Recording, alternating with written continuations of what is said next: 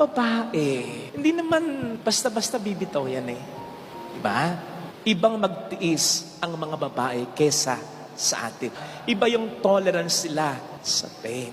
Kahit ang babae, hindi basta-basta mag-give up yan. Kung hindi matindi ang dahilan. Lalong-lalo na yung matinong babae, matinong asawa, matinong girlfriend, matinong ina. Hindi basta-basta mag-give up yan.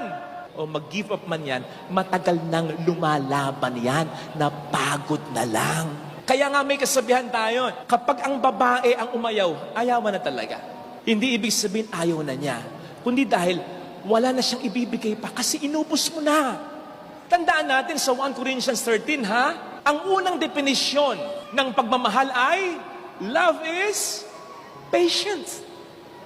Ang pagmamahal mapagpasensya. So pag inubos mo yung pasensya,